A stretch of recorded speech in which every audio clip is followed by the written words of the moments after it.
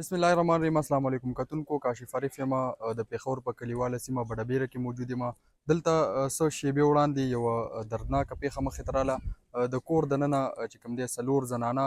او څلور ماشومان چې کوم دی هغه ووژل شو خو اوس چې کوم تفصیل مخې ته راغلی په دې کې د اتو میاشتو ماشومه هم شامله ده موږ سره د پیښور سینیر صحافي شهزاده فهد صاحب موجود دی سره به خبرې ترې کوو چې د دغه پیښې څه تفصیل دی څه وایي سر څه تفصیل راغلی تر اوسه پورې داسې ده چې اوس نه لږ ساعت مخکې خبر راغو چې په بډبیر سپین جومات کې کور کې دننه مړي شوي دي او ډېر خلک پکې مړه دي. نو فوري پهله اطلاع وه نو دې باندې موږ پولیس نه موقف واخیستو، مقامي خلکو سره هم رابطې وکړې. نو دې کې دا خبره مخې ته راغله چې 8 کسان،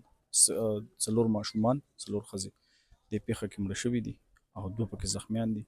دا بډبیر علاقه د سپین جومات سره جوخ ځای دی او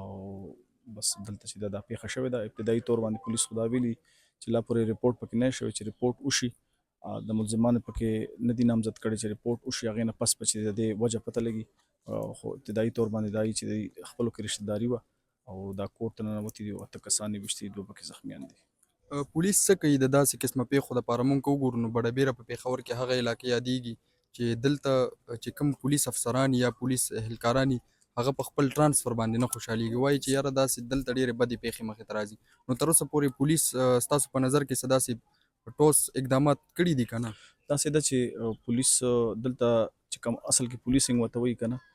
دلته خلک پوهېږي نه، د پولیس په هغه باندې افسران پوهېږي نه. دلته د لوکل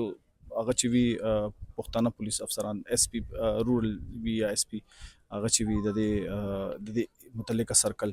دا پکار دی چې لوکل سړی وي چې هغه په پښتو پوهېږي، په دې روایتو په کلچر پوهېږي. دلته چې دی د خلکو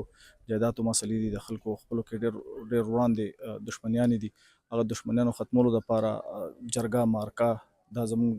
ثقافت دی، دا هغه دی. نو دې په لاره چې دی دا مسلې حل کېدی شي. دلته پېښور کې صرف دا علاقه نه، نور ډېر علاقې دي چې هلته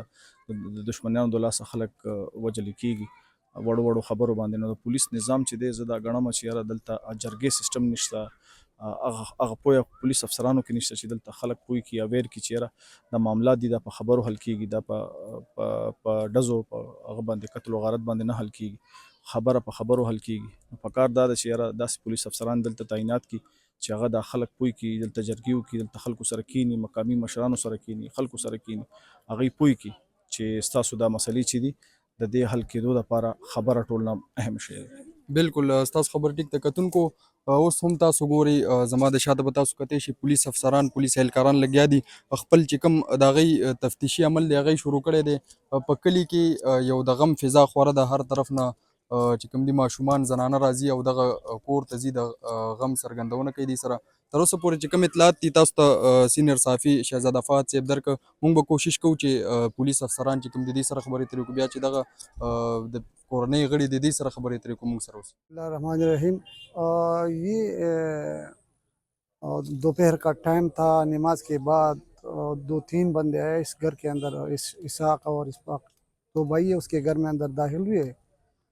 اور عورت اور بچوں بندہ دونوں فائرنگ کر کے ان کو قتل کیا گیا ہے، جس میں کل 10 بندے انجر ہوئے تھے، شدید زخمی تھے، جس میں ایک عورت بچ گئی ہے، 9 کے جو باقی تھے وہ ان کا ڈیتھ ہوا ہے اور تاحال تو کوئی پتہ نہیں چلتا ہے، مگر یہ لوگ بولتے ہیں کہ ان کے چچزاد بھائی ہیں ان کے ساتھ اس کا کوئی تنازع ہے. تاحال یہ ڈینائی نہیں کرتے اور رپورٹ بھی نہیں کرتے. ابھی ہم دیکھ رہے ہیں اس کے علاوہ یہاں پہ تو یہ دشمنیاں ہے بڈابیر کی ایریا میں زیادہ لوگوں کی ایک دوسرے کے ساتھ، یہاں پہ اس قسم کے زیادہ تنازعات یہاں پہ جائیدادوں کا ہے جی.